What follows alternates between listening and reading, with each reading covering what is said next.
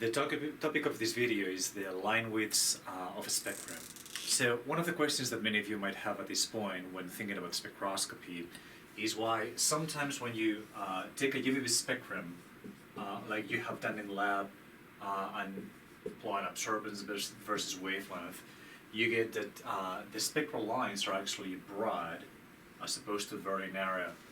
Okay, with the discussion that we have had until now in spectroscopy, what you should actually observe is something where the lines are very narrow. So look at absorbance versus wavelength, you actually should observe just a sharp line. And the reason for this sharp line, that this is the expectation, is as follows. Right? We're envisioning here our systems as having discrete energy states like this, E0, E1, and so forth. Right? So then the idea is that, well, originally you're going to have your system in the ground state most of the time. So in spectroscopy, what you do is you send a photon here in a spectroscopic experiment, and if you satisfy the resonance condition where the energy of the photon is identical to the separation between two energy states, we're going to make them be E0 and E1 this time, then an absorption should be produced, right? When a photon is absorbed, then there are fewer photons arriving at the detector than you actually initially put in, and that shows up a signal in the spectrum.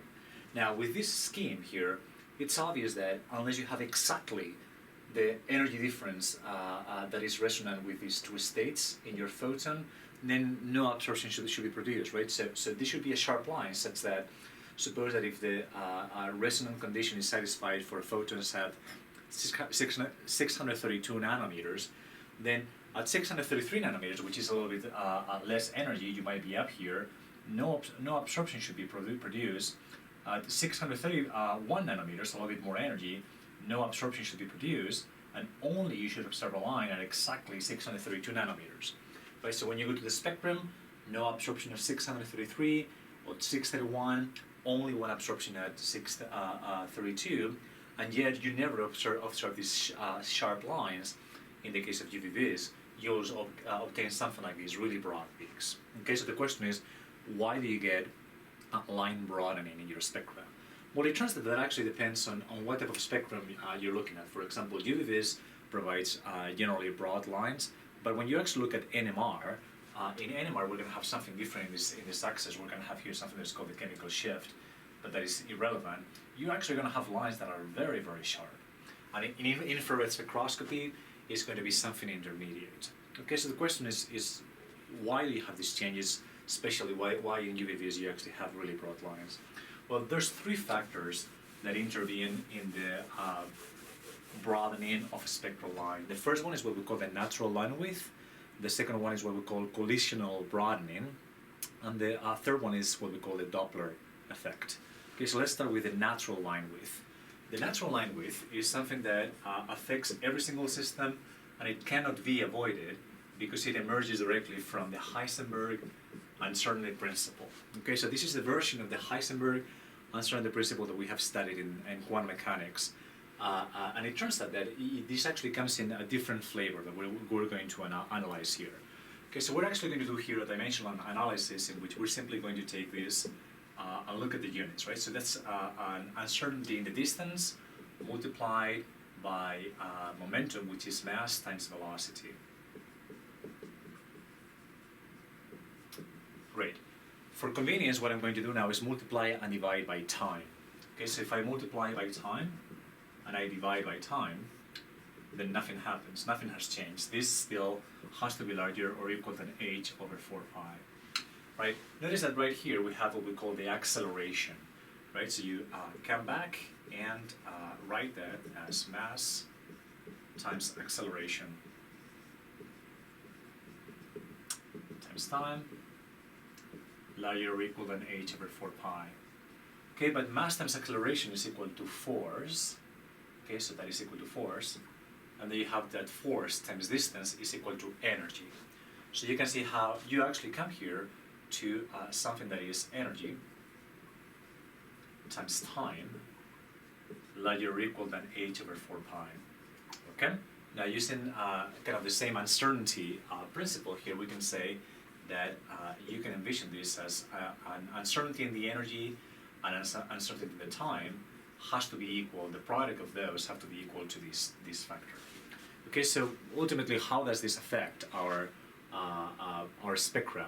Well, it turns out that what this is ultimately saying is that you cannot determine with arbitrary precision the energy of the transition if you have that that there's an error here in the time.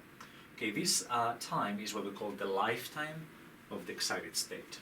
Okay, so you can rewrite that as delta E times tau, where this is what we call the lifetime of the excited state, okay, which is just a measure of how long the system stays in the excited state, okay, and that has to be equal to or larger than h over 4 pi. Okay, going to the top,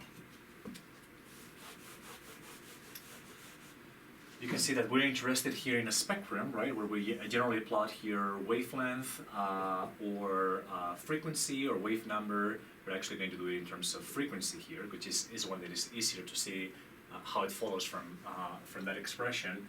Notice that this is going to be h times delta nu times the lifetime has to be equal to h over 4 pi, where the only thing that I've done is say, well, the energy of the photon that I'm shining is just h nu, right? So an error, an uncertainty in the energy of the photon is going to be h times the uncertainty in the frequency, okay, of that photon, right? So it turns out that, well, the uncertainty in the frequency, which is what we call the line width, has to be larger or equal than 1 over 4 pi and then the lifetime tau, okay? So this is essentially what the natural line width is. It turns out that because the system stays some time in the excited state, okay, that's always going to give rise to some broadening of the line. Okay, so again, all of it is determined by the lifetime of the excited state. And the question is, well, what is that lifetime of the excited state? How do we actually think about that lifetime? Well, again, let's go back to this energy scheme where you have a system in the ground state, and there you excite it and put it here in this particular excited state. Now, at this point, the system is not in the ground state, so it actually, there's a tendency, a natural tendency for that system to quench, to return to the ground state, okay? Because you have more energy than you can, or that you want to in this ground state. Okay, again, there's a natural tendency for the system to hop back within a very short lifetime to the ground state. Now, it's actually easy to understand that the larger the separation between energy states is, the larger the tendency for that system to go to hop back to the ground state. Okay, so suppose that you have a different molecule in which the states are not separated only by this energy, but they are separated by as much as that energy. Okay, so you produce the absorption, and then the system is in that excited state. Now, because the energy is much higher in this excited state, there's a greater tendency for the system to hop back to the ground state. Okay, so the lifetime, the time that the system spends in this excited state is actually much shorter than in this one, because again, the energy is much greater and the instability is greater. Okay, so when you actually come to this expression, what you see is that, well, if the lifetime is very short, okay, because there's a great tendency for the system to go from the excited state to the ground state, if this number is very small, the lifetime is short, then the uncertainty, the line width is actually going to be great. It's going to be big. Okay, and that's kind of the difference between NMR and UV-Vis and infrared. In UV-Vis, it turns out that you actually have that the separation between energy between these states is very big. Okay, it's about as great as we're going to study in this course. But in NMR, the separation between two energy states drawn to scale might actually be something like that. Okay, there are different energy states. In the case of UV-Vis, these are electronic energy states or orbitals. In the case of NMR, you actually have that's the difference in energy between two nuclear spin states, which are separated, just barely separated.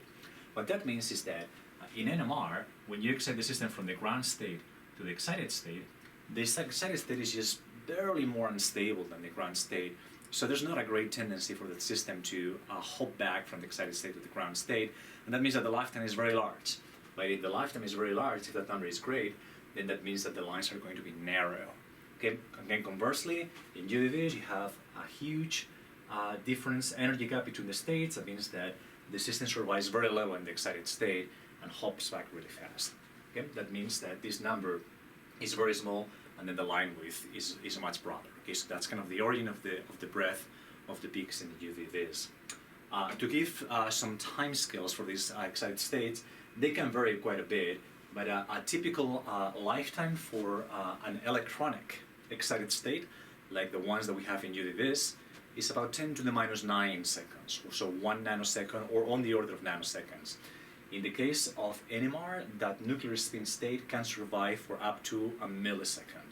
Okay, so this excited state has a lifetime that is about 6 orders of magnitude or 1,000,000 times greater than that one, and that means that the natural line width of an NMR line is about 1,000,000 times narrower than the breadth or the width of a UV-Vis line. Okay, so an infrared would be in the middle between the line width of NMR and UV-Vis.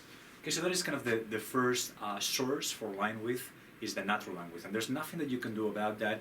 It comes directly from the Heisenberg aesthetic principle. Can't get rid of it. Okay.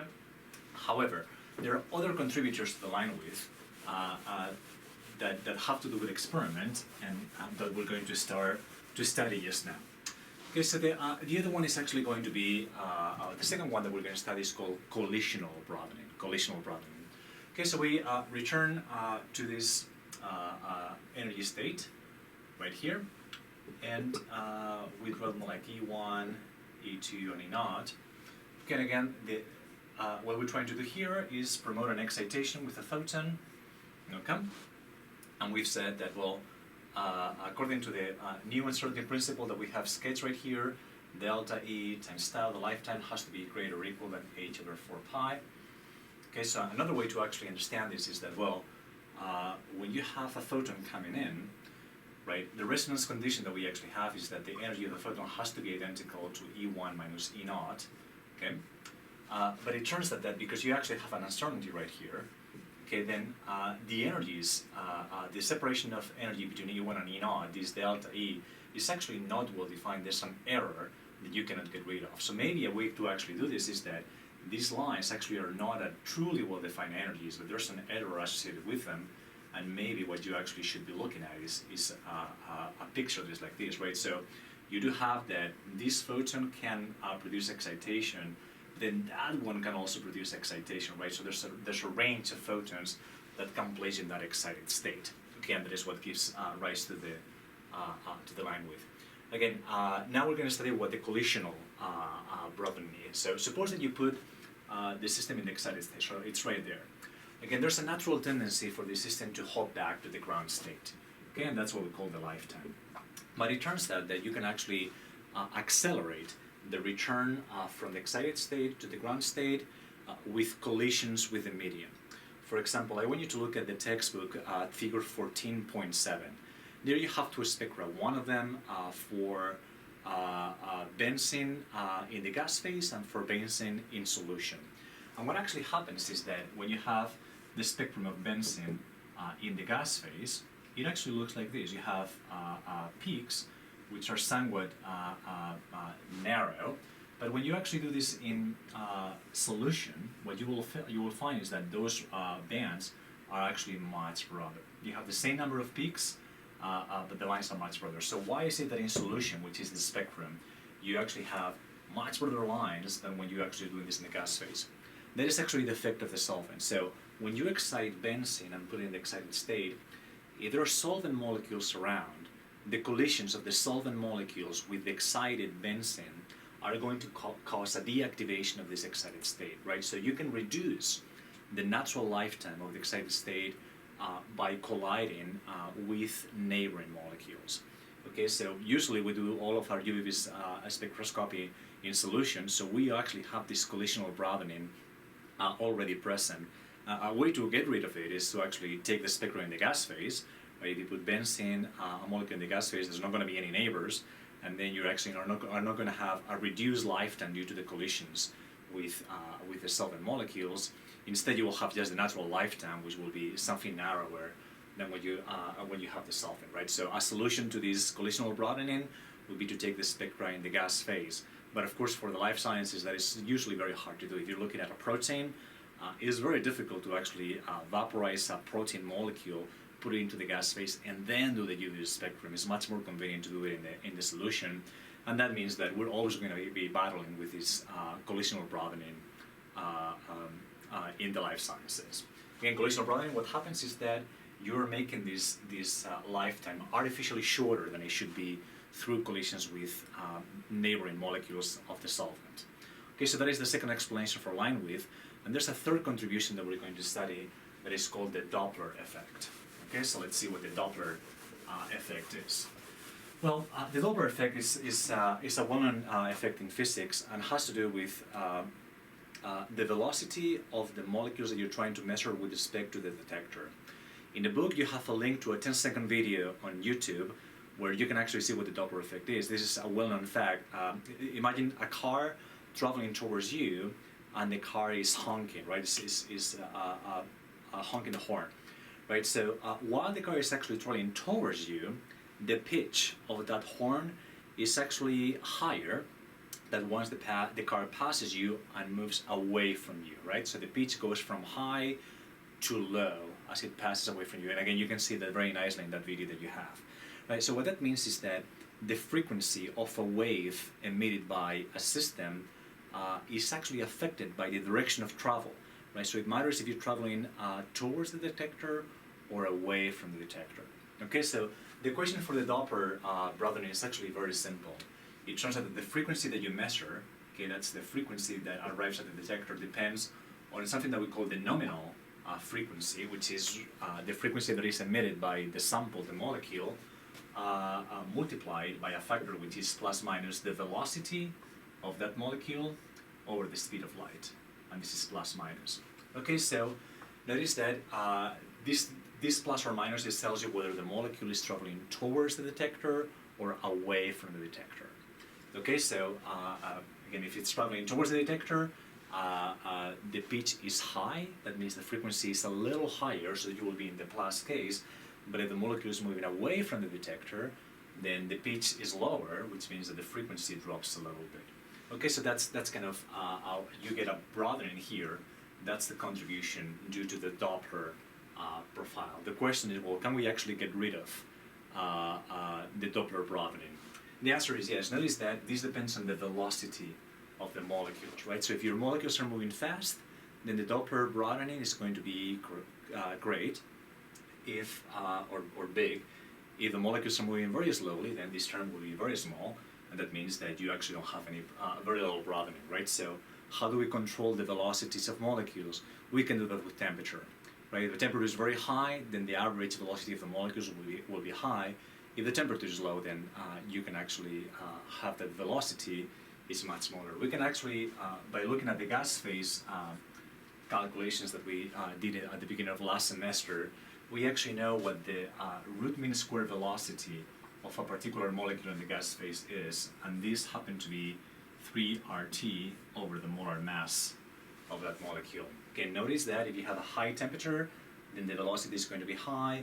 If you have a low temperature, then the velocity is going to be low. And again, ultimately what that means is, well, notice that you want a parenthesis that is as close to 1 as possible. That would mean no broadening, right? So the way to do that is to have a low velocity, and that means that, well, you have to lower the temperature.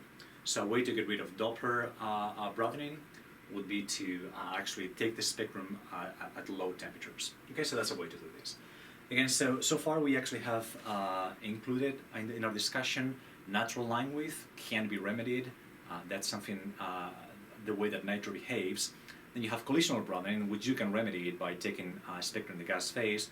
And the last one will be Doppler broadening, or the Doppler line width. And you can try to avoid it by taking the spectrum at low temperatures. Compounding all this is just the resolving power of your spectrometer, right? So the resolving power is just a parameter of how good your spectrometer is. And this depends on how much money you're investing in that. So the UV spectrometers that you guys have used in the lab don't have a great resolving power. Okay, so what that means is that two peaks that should be resolved, so two peaks that might be like this, okay, if you have a low resolving power, are going to look like, yes, one peak. Might look like something like that. And well, that complicates the discussion here, right? So if you have an unlimited amount of money, you can buy a spectrometer that is has a high resolving power. That means that you can clearly differentiate two peaks, right? So in a high resolving spectrometer, this signal might look very well separated. If you don't have a lot of money, then you can resolve those two peaks, and they might look like that. Okay, so again, that concludes our discussion of the line widths that you see in your UV spectra, right? So ultimately, your UV spectra lines are very broad because you have quite a bit of natural line width. Then you have, you're taking the spectra in solution, so you have collisional broadening. Then there's a little bit of Doppler broadening, and ultimately the resolving power of your spectrometers that you have used in the lab is not very great, so you can't resolve peaks that might be separated. You just see them as just one big signal. Okay.